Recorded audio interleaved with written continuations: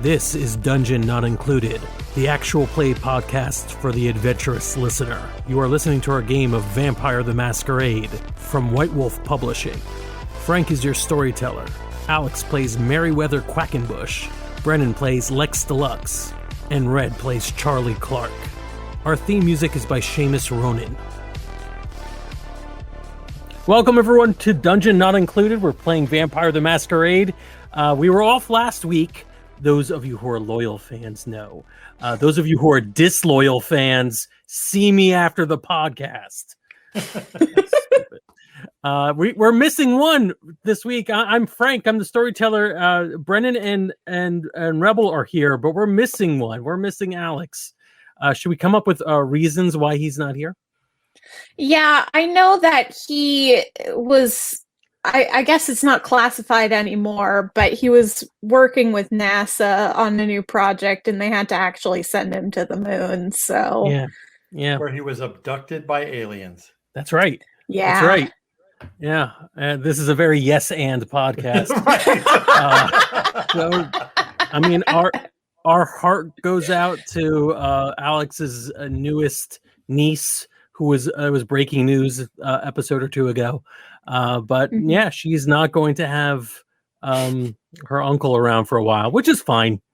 Babies don't do anything for the first few years. If he disappears into the cosmos, she'll never have known him. So yeah, right. Yeah, it's not that sad, right? I mean, it's not that sad. She may get to know him through the podcast, though. That's true. That's sad. That is sad. The only way I knew my uncle was by listening to his actual play podcast where he was a dog in space and then a really terrible person vampire. So Growlcombe is just some sort of pun name? Is that what we're looking at here, Uncle Alex, I guess? Yeah. Yes, we are short one member for at least this week, probably next week as well. While we have this moment, we're going to do some interesting little filler episodes that are still within our vampire mythology, but maybe we're going to take the opportunity. There's one less player that we could go deep dive into the last two remaining ones. I guess we should recap where we've been. We're a small coterie, yeah, of vampires who live in 90s Las Vegas and have stumbled upon a plot by, stumbled upon two horrible, possibly related plots. One is a man who was killed in the most vampire-y way possible that the humans have become aware of and are about to have a big vampire party to celebrate the fact that there may be vampires in Las Vegas. Humans are weird. And the other plot line is that you folks have been recruited or attempted to be recruited into a evil organization of colonialist vampires who want to devour the world the way their god devours the sun, the followers of Set. So yeah, those are our two plot lines that we're really struggling with. The bigger motions in any World of Darkness vampire game is, what are your feelings? What's going on with your feelings? Charlie, tell me about what you're going through right now in you being the most human of human vampires. Well, honestly, Charlie doesn't know that two of her very good friends, very good friend and acquaintance, are really terrible people who systematically murder people to feed themselves. Mm-hmm. So,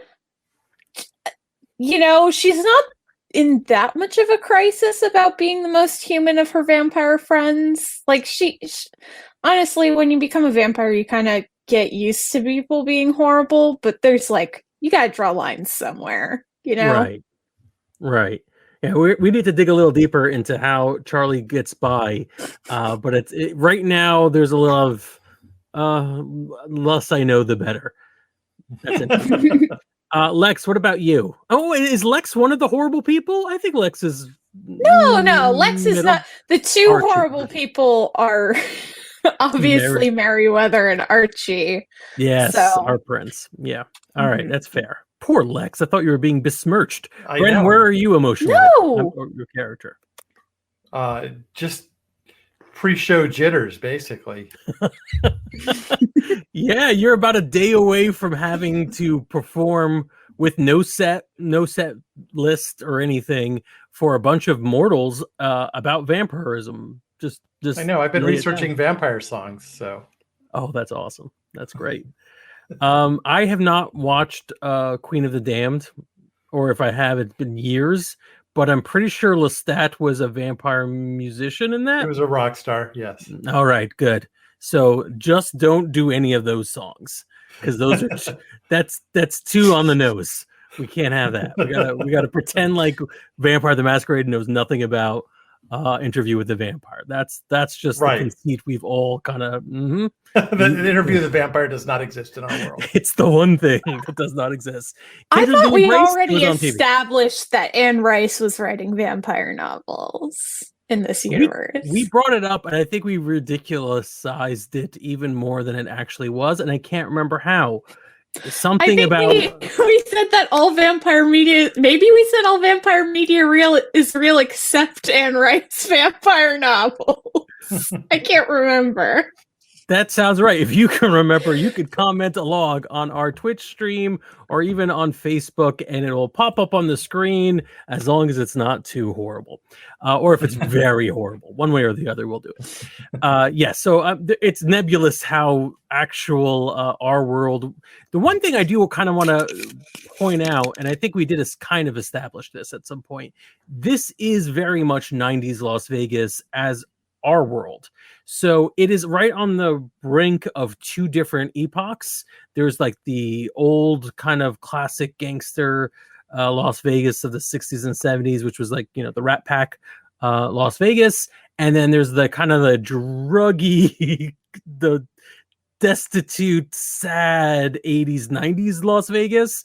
And we're right at the 90s. So this is like a Las Vegas that hasn't launched the like friendly version that comes in the next few years, and it certainly hasn't launched what happens in Vegas stays in Vegas. But it's right in the middle of like, this is the world of darkness, but this place is okay. I think we could probably make it into like a family destination where your whole family can be embraced by sad vampires. So yeah, we're in a weird. We're happy ones. It depends on who wins. Yeah. All right. So, we got a little bit of backstory where we're all at. My question for you, the players, is what is the one thing you want to do before the big show? Merriweather has kind of taken the lead on this and said, we're definitely going to put on this big production at the Luxor. Maybe we will get the prince involved, or maybe it'll happen after the prince is already kind of like too late for him to do anything about it. And depending on what version of the story you got, I think Lex maybe didn't get any version of the story other than you need to perform. That's pretty much it, yeah. And Charlie, I think, maybe got we're going to maybe lampshade vampires so that we're going to stop this from being revealed, because vampirism in this is going to be so ridiculous that no one's going to take it seriously. I did not get that message. Yeah. Yeah, Charlie got that message. Charlie and what is very interested in maintaining the masquerade. Right. Now, what Merriweather's really going to do, I think, maybe depends on what works out for him, which is great. But so now, knowing what you think you know about what's happening in the next day, what's the one thing you want to get straight out and make sure gets done before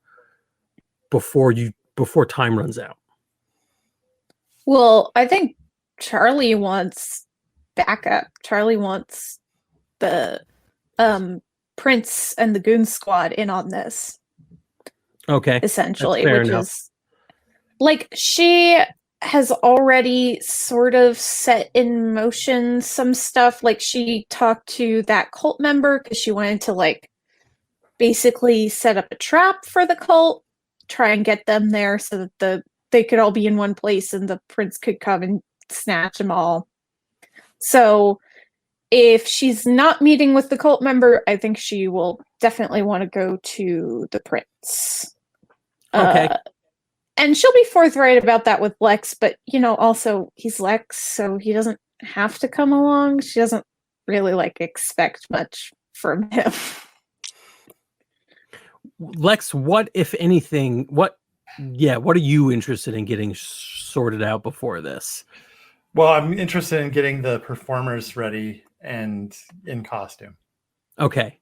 So it looks like, unless there's something that happens in that process, which, we can certainly throw a monkey wrench in there for Lex, you may be willing to follow along with Charlie if it's useful. Okay. So let me ask Rebel, would you rather have that encounter with the cult member whose name I have here somewhere? I can't remember which one. No, that's not right. Ronaldo. I think is what I named Underneath it, my note is Averagio. I described him as extremely average, like the most average. And that may have just been a joke for me, or it's something you said on the air. I don't know what it was. Yes. So, do you want to meet up with Ronaldo first? I think at the not the Golden Nugget, the other one with Vegas Vic. It's called the something club. Horseshoe? No, you're right. It is the something club. Hold on, I have it here in my extensive campaign notes because you need to do that. It is the Pioneer Club. All right, the Pioneer Club. That's what it was. Which has the famous, Charlie likes, howdy cowboy. I don't even know if he's moving his hand. Charlie likes to go there because the cowboy theming is so terrible. It's not accurate at all, but it's hilarious. So she likes to drink there in her off hours. So you want to meet up with Ronaldo there first, or do you want to meet with the prince first and get a gauge on what he is capable or willing to do? I think I'm going to meet with Ronaldo first, just because the more information I have going in with the prince, the better, I think. Because I need leverage there, because he is obviously not 100% on the level. Yes. All right. Sounds good. All right. So let's have this meeting. We're running out of hours before the deadline. That is the big show, the big vampire reveal. So you're going to meet up with the Pioneer Club. We're going to meet up at the Pioneer Club with Ronaldo. Lex, you can be there, or you could also decide. Brennan can decide that as the scene moves on, if you think, oh yeah, I want Lex to be there and interact with this, or as you want to play it. Okay. Yeah. Would Charlie want Lex there, or is Lex an unwelcome presence there? I'm trying to think about that. I think this guy is a little too jittery for Lex, so she will not invite him. However, he may have invited himself. I don't know. Okay. I'm fine with that. We'll play to find out how that worked out. All right. Right. Cool. All right. So, inside the Pioneer Club. Well, let's talk about the outside first. It is very iconic. If I thought enough about this to have a picture of it ready to go, I could have shared it.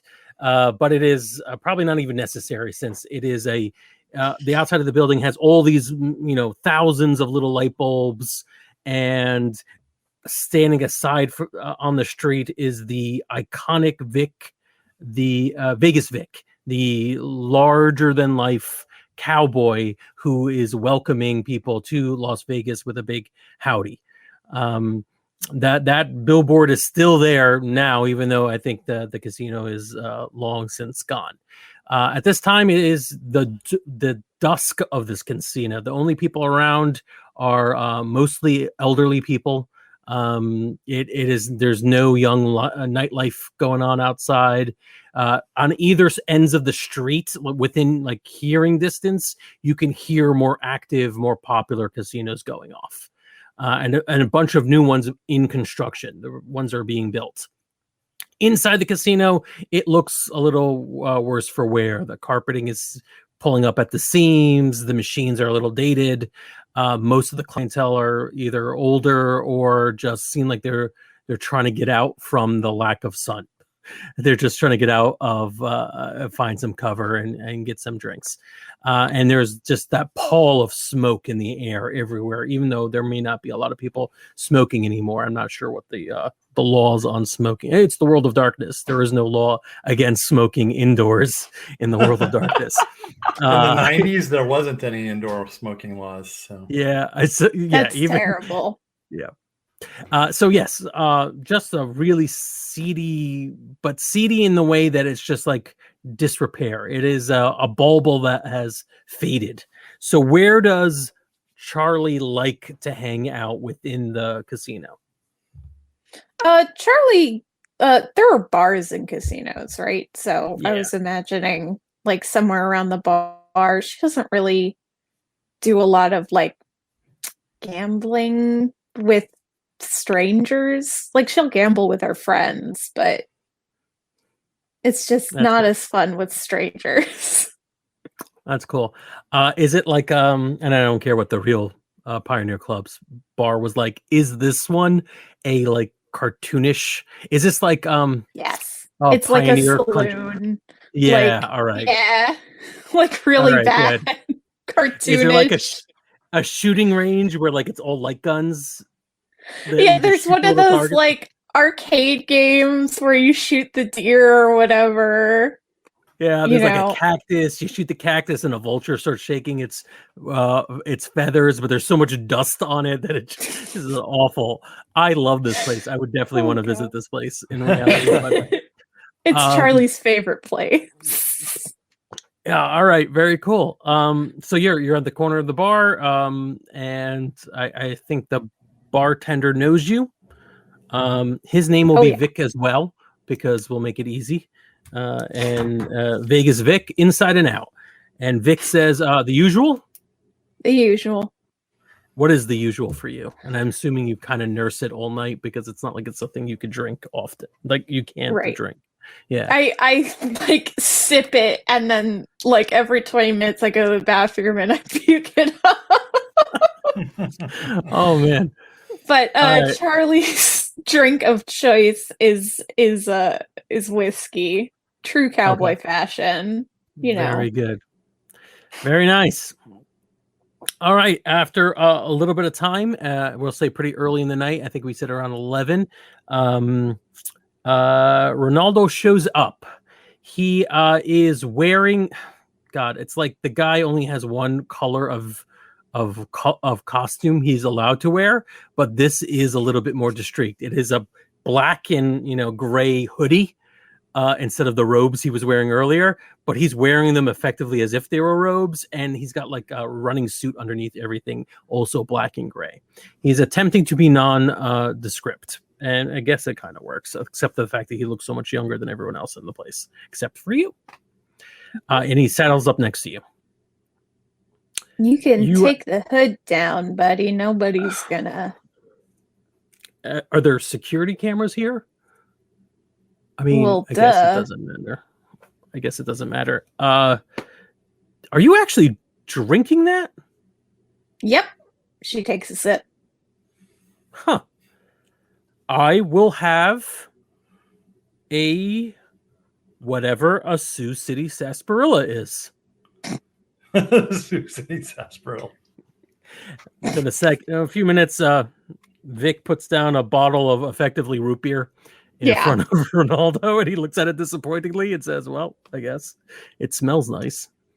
Did you not know what sarsaparilla was? I heard it in cartoons, and I never knew it's this. Yeah, the root in root beer is sarsaparilla root, buddy.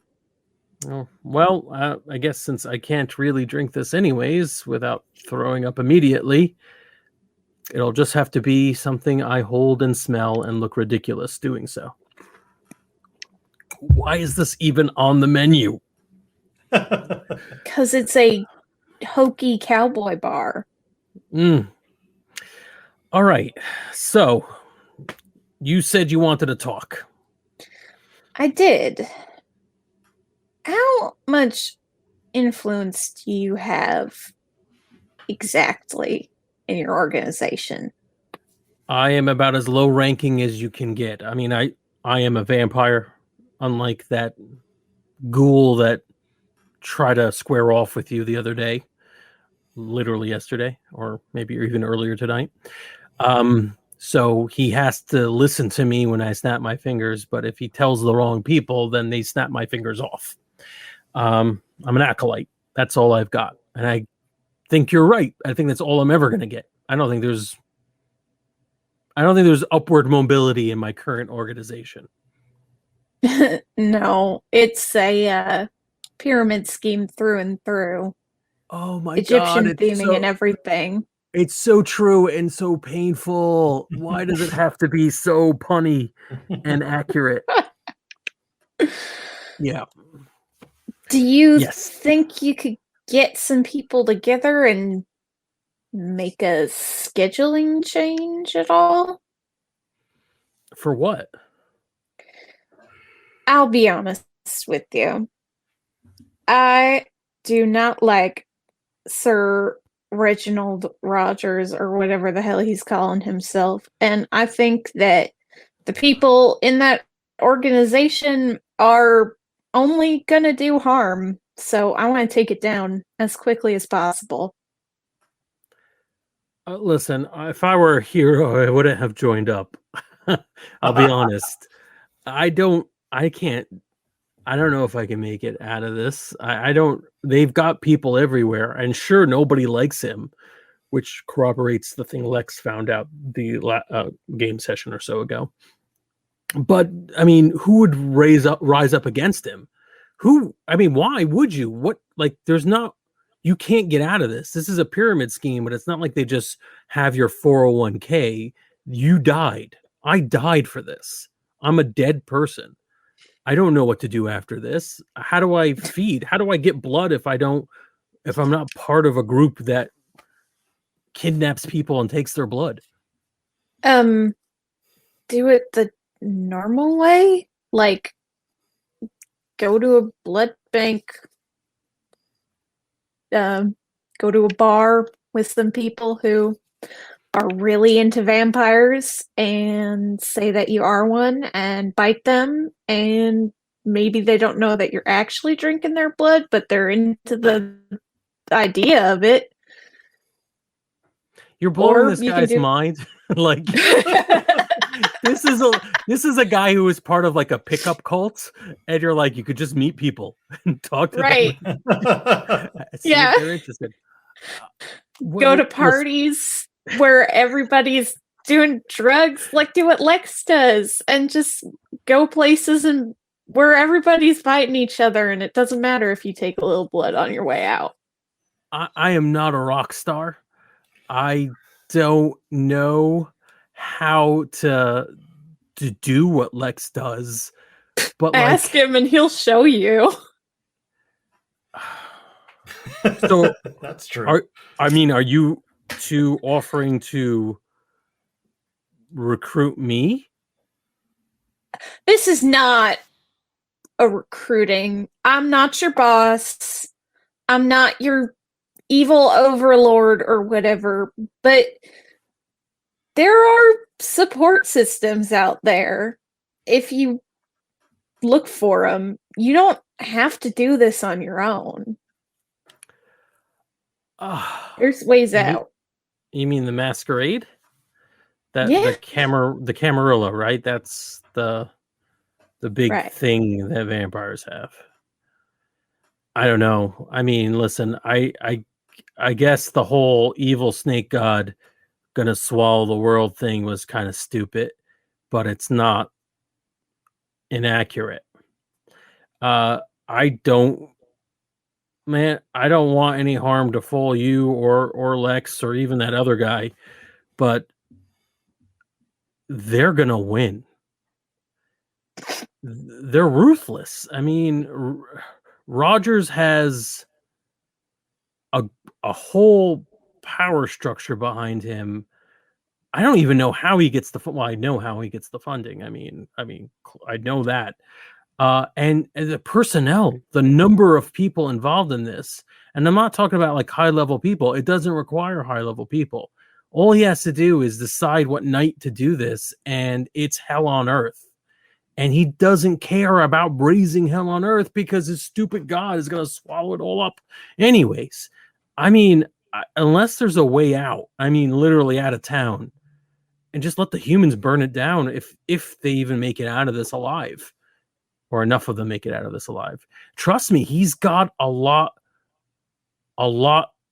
behind him. I don't see how you survive. I've lived a long time. I've seen hell on earth once or twice. It's not all it's cracked up to be, honestly. People die, and I want to avoid that, but people live through it. They move on, and yeah, you died, but you're still here, so you got to make something out of it. And I think,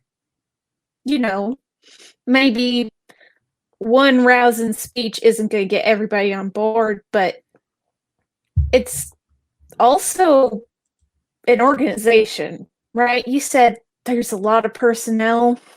Not all of them want death and destruction and hell on earth. Some of them just want to be a part of something. And if you give them something else to be a part of, well, maybe they'll move on. And maybe they can be part of something better. All right. So 2 things. Let's see what I think in this case, charisma empathy roll gets you. So I have a quick question. Sure. Would it be all right if I switched my manipulation of my charisma stats? Because I do a lot more charisma stuff. Absolutely. A lot less manipulating. It fits with the character you've been playing the whole time, and it's not like you've played this game a lot where you didn't know. These things sound interchangeable when you're in character creation. You absolutely can. Right. Cool. And I've already got it queued up. Is it a 7 for the difficulty? Yes. He is pretty frightened. Or 6 is the normal. I think 6 is the normal, and then but this is the long, and this is also an early edition of Vampire where difficulty slid around all over the place because it was bad. So is it a 6 or a 7? Sorry. It's a 7. It's a 7 in this case. Okay. You're trying to crack through his will. I got -1 successes. All right, a botch. So the 2 seeds you hope to plant with him is one, well, maybe not necessarily this one, but there was a chance he could have been like Eureka moment. I know a flaw in their system, and you inspired me to find it, which I did not come into this game expecting, but it was a possibility. We did not hit that possibility. The second thing is, will he be willing to try to raise a revolt? I think that's nebulous right now. I think either he is not going to do it, or he's going to do it, and there's a potential it'll backfire, probably on him. Right. So I think we will find out the next encounter we have with this guy with other vampires to see how that may play out. But I love that because you think you've done a good thing and you may have just killed this guy. Yeah, I mean, you got to take the chance, right? You definitely do. And to be clear, I mean, I'm lower case killing this guy. That doesn't mean he's absolutely going to die, but you just put you threw him into a conflict later on that's going to hopefully bite you when you see him in dire straits. Okay. Absolutely. So yeah, he's very nervous and he's like, I don't know if I can do anything. I don't know, but I will think about it. That's all I'm asking. I want you to think about running away right now, maybe taking me with you, but at very least running away because it's bad. Worse than Rogers makes it seem with his mustache twirling and his ancient Egyptian antiquities trading. Like, it's cartoonishly evil, but he backs it up with real stuff. Almost completely unlike this bottle of sarsaparilla, which is cartoonishly stupid and also tastes like garbage. I need to use the restroom to throw this up. Right. I'm not planning on running, but I promise if I do, I will take you with me. All right. That's a dangerous promise. All right. So he's going to go to the restroom, throw that up. And yeah, I think at very least, you maybe feel that you've done the most you can with him, but I don't think it's like it would be cheesy for me as a storyteller to say that, yeah, you're super confident now. You just go, no problem. You've solved the day. No, it's iffy at best. He does not give me signals that he is going to do what I was hoping he was going to do, let alone that he has the contacts or the confidence to pull it off. So Right. Plan A has turned into Plan B. There you go. That's good. All right. So we could transition now, in theory, to what Lex wants to do with his final night before the party. Lex, you have any ideas on where you want to bring the story right now? Or you could have showed up there just so that you can interact with Charlie. That's fine. There's only 2 players right now. That's okay with me. Yeah, let's hook up with Charlie right now and make sure that things are going along properly.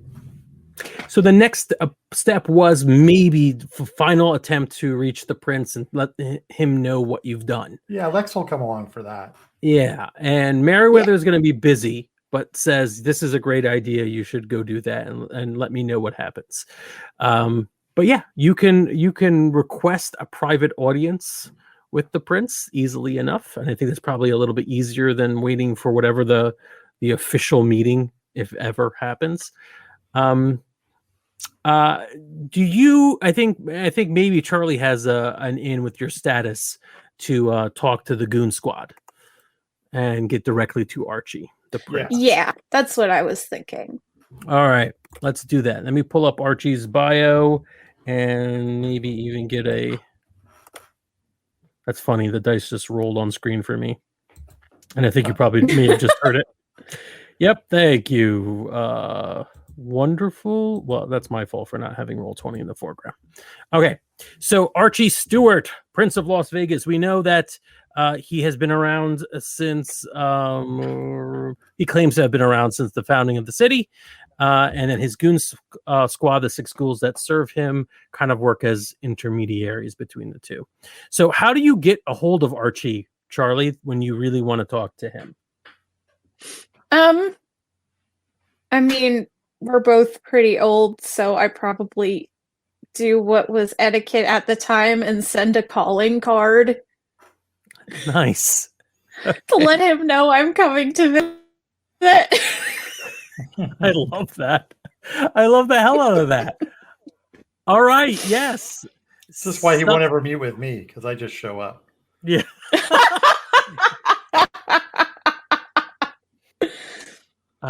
You know what? A courier finds the 2 of you outside your normal hangout of the game table you usually play games on.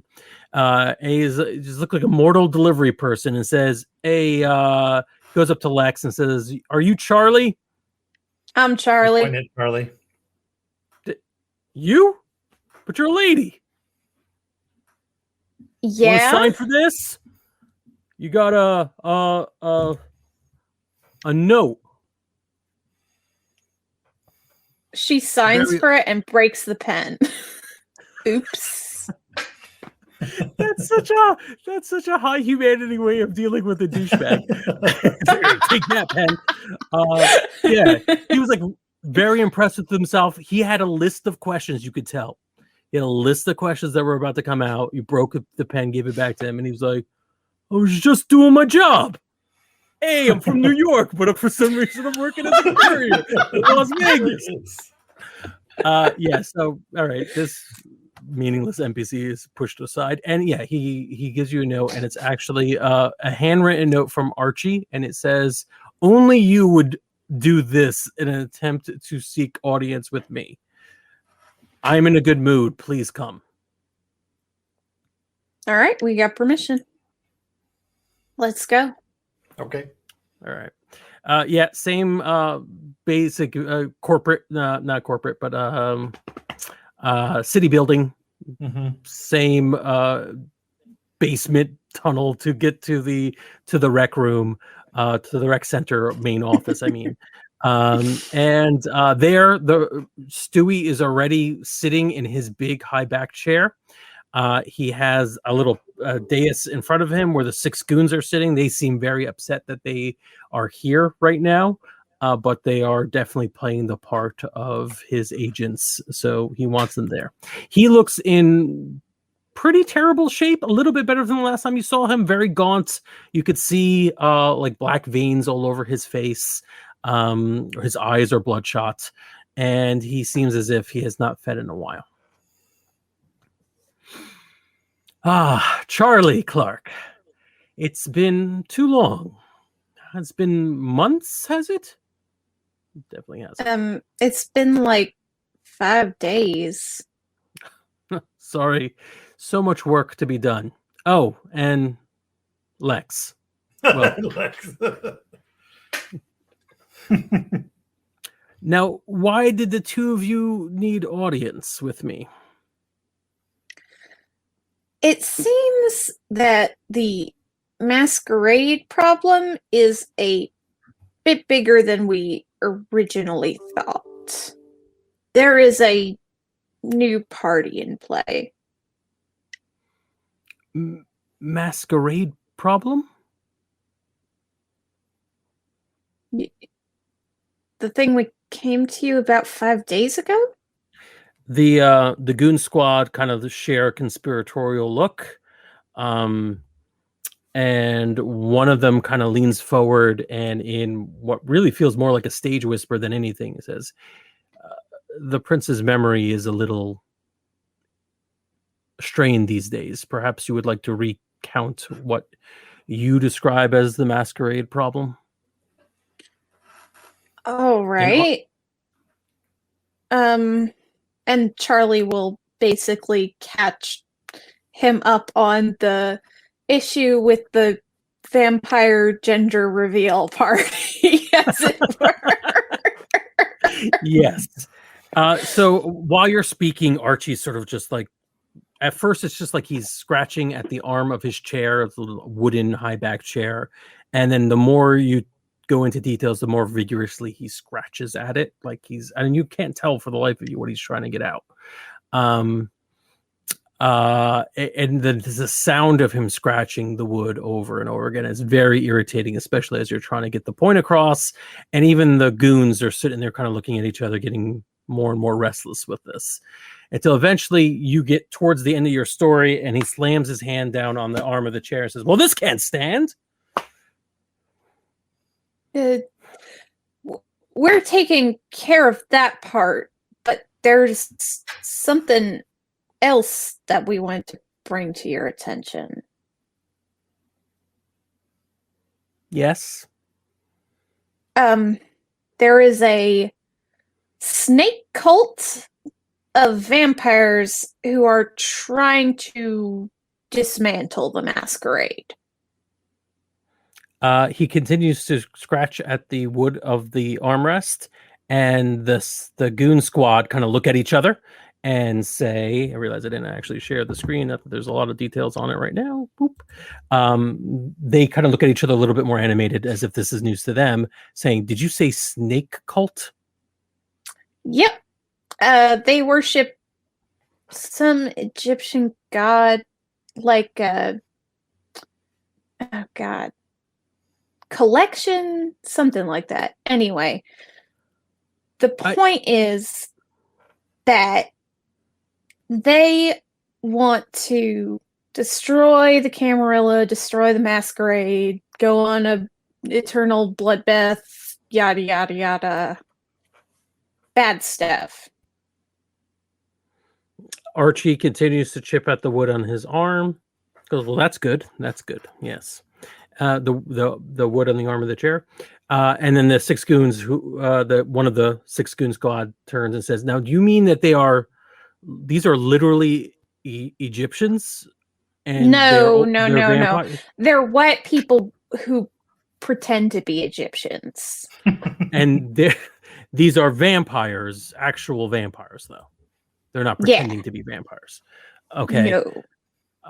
The six of the goons seem to be more engaged in almost collectively the way you would hope Archie would have been. So they kind of whisper to each other, or not even whisper, but just sort of talking to each other and saying, "How many people? When did you first encounter them? Where are they located?" And they're trying to basically take a leadership position and answer this, but it's clearly above their heads. Rather than actually play this all out, what are you feeling? What are the two of you feeling about this? What these six guys who don't seem like they're well equipped to handle this are the ones who are trying to, and Archie is just doing his best Mad King impression. I'll let Lex share first. Let me share what I'm going to do first. Well, I've been kind of talking for most of this. I didn't want to take over. Yeah. Lex says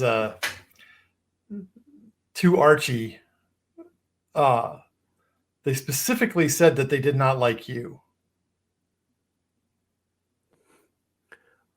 Archie stops clawing at the arm of his chair, and he looks at you, his eyes narrow. He says, "How dare they? Me? I'm their prince. I am." Well, that's the thing. They don't think there is a prince. So I am the prince of this city, and every vampire within this city must kneel to that. For I uphold the masquerade. I keep us all safe. Every last one of us. Even the ghouls. Ghouls? And they kind of all nod. And he says, "Yes. Well, this won't do at all. Bring him before me. The one who doesn't like. What's not to like about me? I have a light hand. I don't force tributes from my people. I don't even kill that many people. Mortal people, human people. I wouldn't. I'm not a glutton. I'm practically fasting. No, that's not acceptable. It is unfair for them not to like me. Someone write that down." The goons kind of look at each other like shit, and then look at the two of you. Yeah, Charlie's like, Archie's fucking lost it. I mean, that was kind of obvious the first time. She chalked it up to, like, the vampire equivalent of dehydration, but it's clearly gone beyond that now. And she says,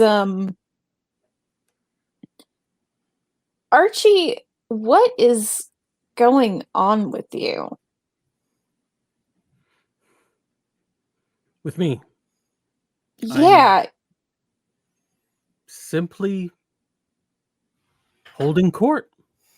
And like he's in the basement of a like a civic center with nothing but chairs up and piles and dusty tables and no one there other than the two of you and his 6 goons. No, I mean, like, you are not yourself.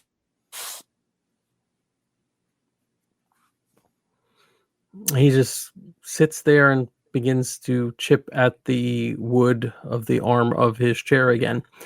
One of the goons gets up and walks and closes a distance between the two of you and that dais. And Archie just seems to be lost in what he's doing again. And then the goon looks at the others and says,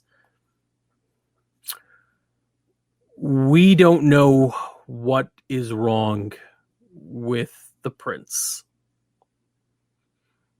He's been acting like this for a while, and he's getting worse. At first we thought,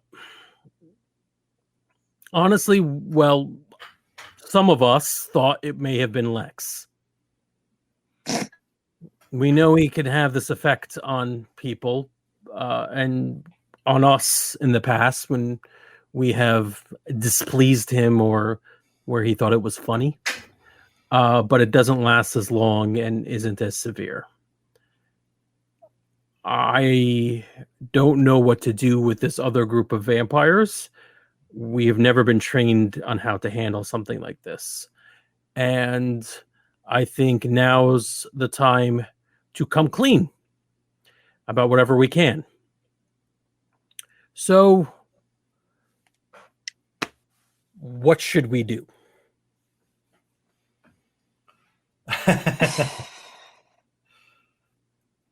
I just look offended that they thought I had done this part. Technically, Gary is the one who thought it was you. One of the 6 goons is like, jaw dropped. Shit, man.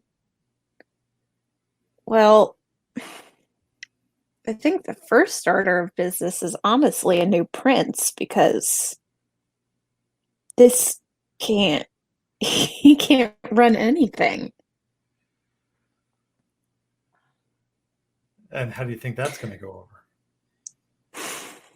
Well, he's not going to like it, but I think I could hold him down long enough to do something. I think we have bigger problems than that, though. Replacing the prince is going to be difficult.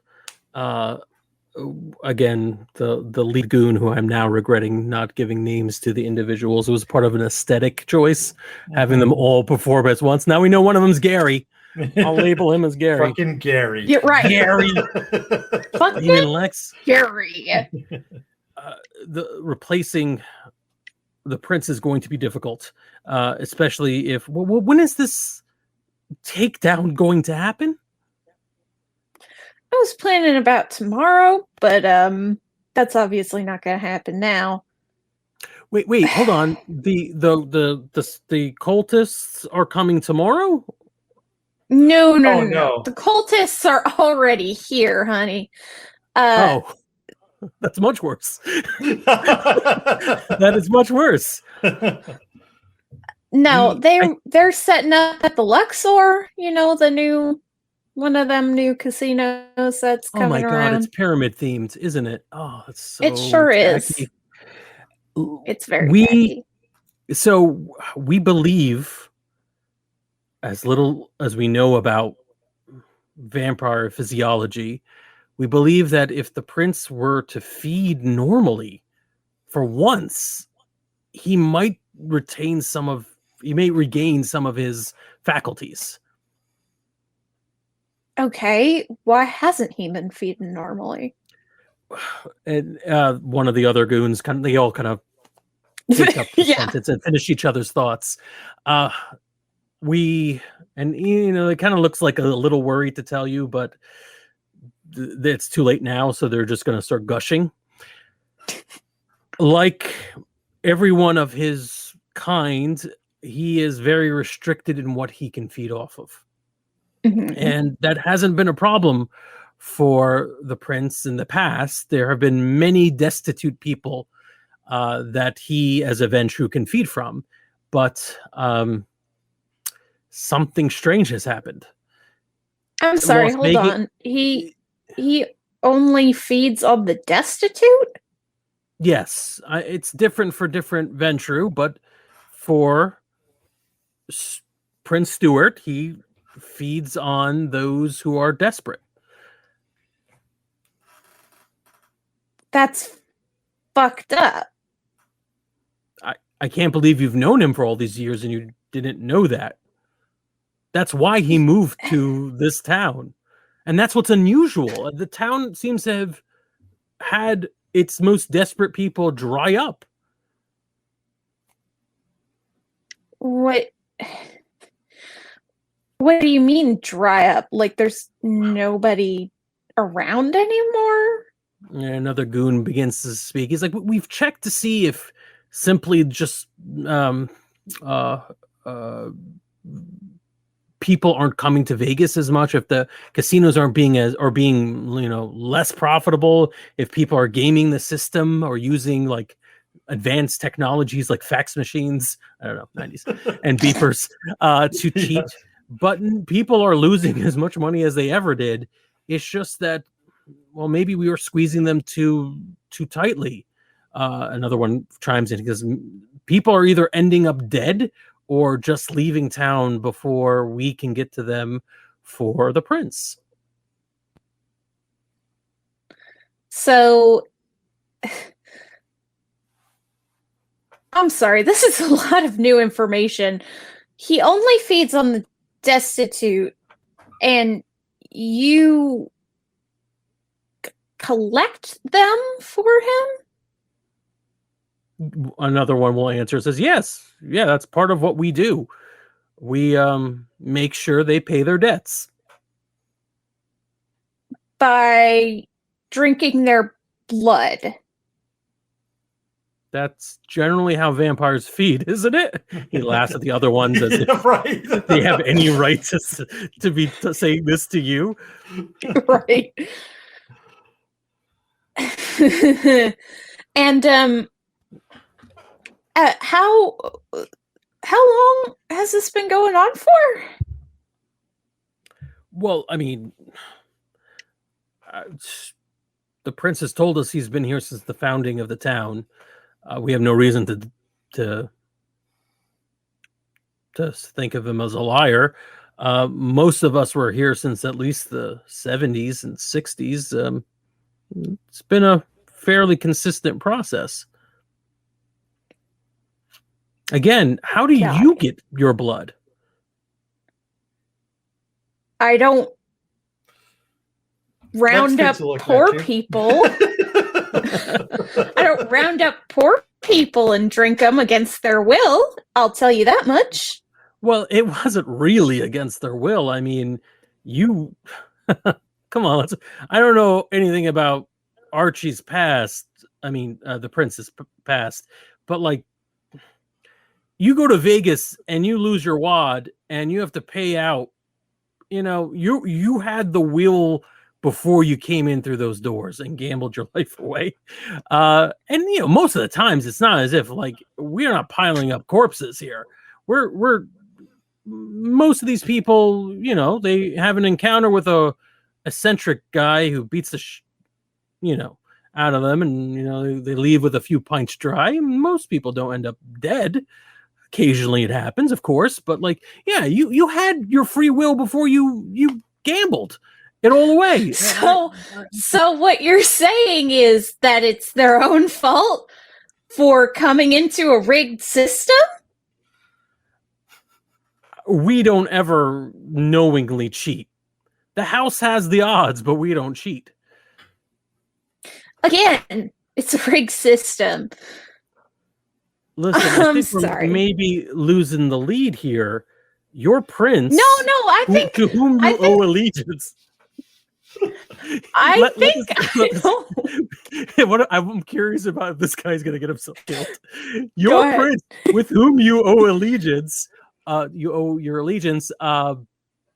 is in need of your support. what does it matter whether you have moral misgivings about how your prince chooses to feed? You know, have you ever thought about how close you came to being one of those people? Well, I made myself useful. And I plan on Right. keep making myself useful. Mhm. I'm not like the rest of this cattle. And that's when she grabs him by the throat. I'm so happy I got a chance to do cattle in front of a cowboy again, twice. This is two different vampires lording cattle over you. He's not even a vampire. He's a fucking ghoul. Yes. Which is kind of classist of you, really. No. All right. All right. Yeah. So, throat. Anybody else thinks that all these people are just cattle for the slaughter? The 5 remaining ghouls stare at you like steely, like they're ready to go fight you. Which may or may not be intimidating, but they are not backing off. And Archie stops clawing at the arm of his chair and stares at you as well. You dare strike one of my servants? Yes, I do. Because you have been beating poor people to get your fix?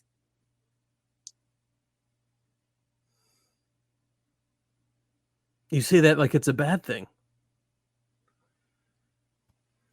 She's going to draw and shoot him in the shoulder with one of her phosphorus bullets. Yeah. Excellent. All right, go for it. That's Dex firearms. Or all Dex, right. I think, yeah, is it firearms? I can't remember. Let me pull up my character sheet. Yeah, there's a firearms skill. Yeah, firearms. Okay. So Lex is going to throw his hands up in a whoa, whoa, whoa, whoa, whoa kind of way and back into a corner where he's probably not going to get shot. Okay. Let me let me know if Lex is doing anything to actually de-escalate with either powers or just trying to physically get in between. We can still have Charlie roll to see how awesome the gun comes out and whether or not it's super intimidating. But I'm curious about whether you want to attempt to stop this or if you're just backing out. What is the difficulty here? Difficulty is going to be 7.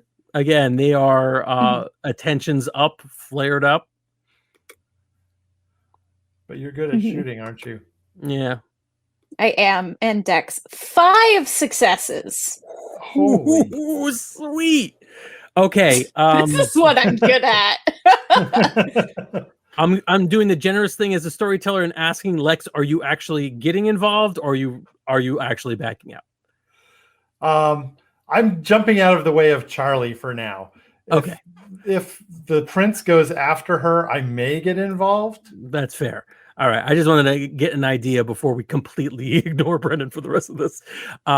So yes, gun comes out. Tell me, this was a miraculous sharpshoot kind of thing. You can be as elaborate as you would like to be in describing what you're doing with the firearms. So what are you doing? So she's got this guy by the neck. Archie says something shitty, and as far as everybody else is aware, the next second there is a smoking gun in her other hand, and Archie has fallen backwards with his chair with a wound in his shoulder. Love it. So there's even like a beat where people are like, what happened? Did someone outside do this? 3 of the ghouls do look at like the windows to see if there's like a sniper shot, but they're in the basement, so that does not help. And okay, great. So the one you have in the air, he's still kind of being choked. What are you doing, Vader? I'm going to drop him. I'm not going to kill him at this time. But I think he got the message. Yeah. I think is essentially where Charlie's at. And she'll draw her other gun with her now empty hands. All right, he comes down with the thud, and by now the 6 goons know what's going on. They all, including the one who just got dropped on the floor, he kind of slowly does it, all run to, or crawl to Archie's side, which is unusual. You did not quite expect that they were going to be so protective of him, maybe. Mm-hmm. But they circle him, and then Archie, kind of like withered mummy man, kind of stands up with a nasty wound in his shoulder. It's not the meat that got blown out the other side is so dry and desiccated that it doesn't even bleed.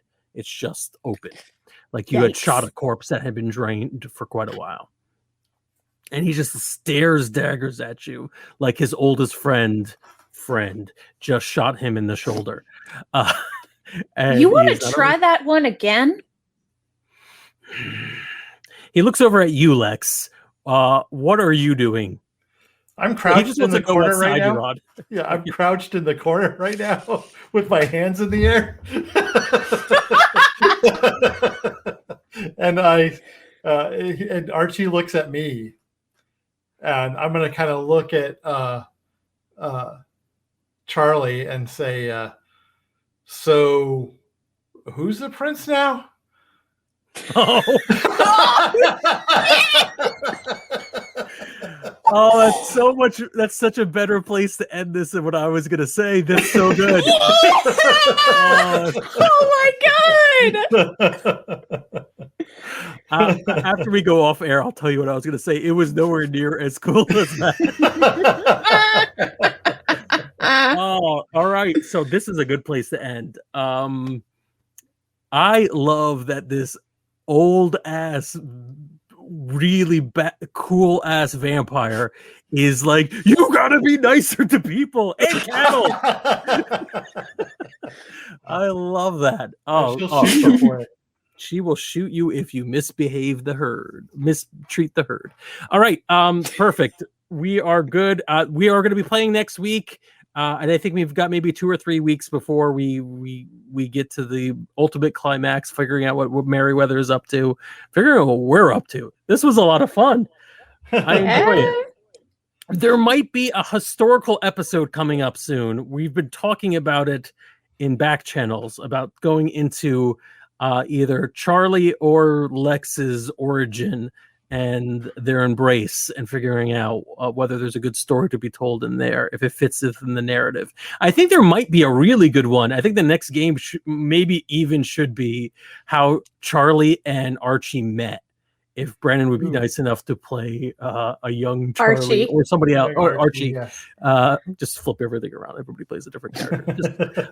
So that may be interesting. Thank you all for listening. This was a very great episode. I can't wait to play again. Subscribe to the podcast. It's how you know a new episode comes out. That's not even great. That's okay. How you know a new episode. There's lots of notifications. Subscribe to us on Twitch. Follow us on Twitch first, and then if you've got a little bit of extra green, subscribe to us on Twitch, and we'll let you name one of the goons. I didn't realize that it was going to be so difficult to have like 6 characters. I can't do voices anymore. It's all ridiculous. Everyone is from New York. It's just bad. You get to name the goon that Charlie choked out. Oh, that is. Oh, I want to name that goon. Yes, name the goon that Charlie choked and threw on the ground like so many Undertakers, or Vader. Depends on your reference. Good night, everybody. Hey there, we hope you enjoyed this episode of Dungeon Not Included. If you did, please tell a friend and leave us a 5-star review and encouraging comments on iTunes, Stitcher, Google Play, or wherever you get your podcasts. It really does help spread the word for new shows like ours. You can follow the latest from the Dungeon Not Included crew on Twitter at DNI Crew, and over at Facebook at Dungeon Not Included, or at our home on the Non-Productive Network at Non-Productive.com/DNI Crew, where you can find articles, character sheets, and Patreon exclusives, as well as our latest episodes. Thanks!